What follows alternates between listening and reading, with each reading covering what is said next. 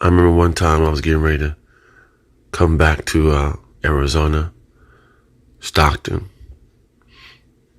and everybody on the block heard that Domino was going back to Phoenix. And I remember, I used to help all the little kids' mamas. They were all strung out on drugs. Sometimes they would come by with their last little bit of money that they had for the month. I would give them a pack. I would give them some dope. Say, keep your money, mama. And if they insisted, I would take the money and go buy groceries with that money and take it up to the apartments where the kids were. All the little kids, mama, they all sprung out on dope. They all liked me. Y'all want to give me some pussy. But it wasn't about that. Because in those little kids' eyes behind that door, some of the ladies had between 3 and 4, even 5 kids. I saw myself. I saw myself in the eyes of them children. So I didn't have no problem going grocery shopping for them.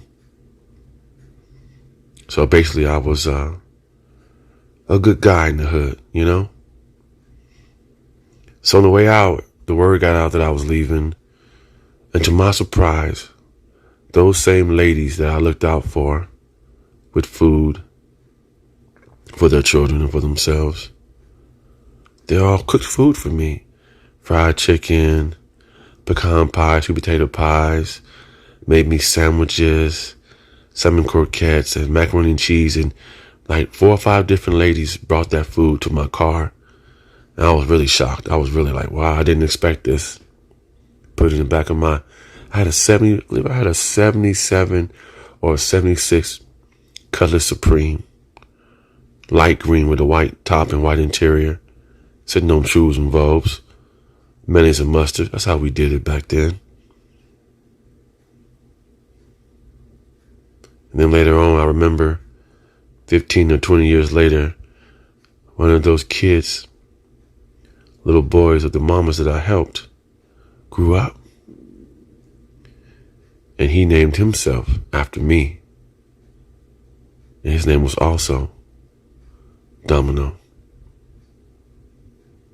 I remember talking to him on the phone while he was locked up, and how he admired me and said he remembered me bringing food to the house and how I looked out for him and his brothers and sisters.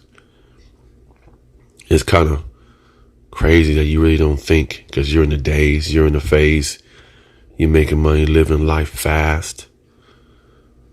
You don't remember or realize the positive impact that you give or do or show these little kids who look up to you, who see you as the man with the money, the cars, the clothes, and the hoes.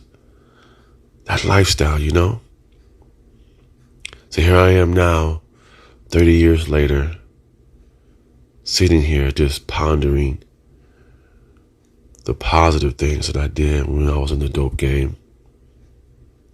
And then what they call it now, I believe they call it survival crimes.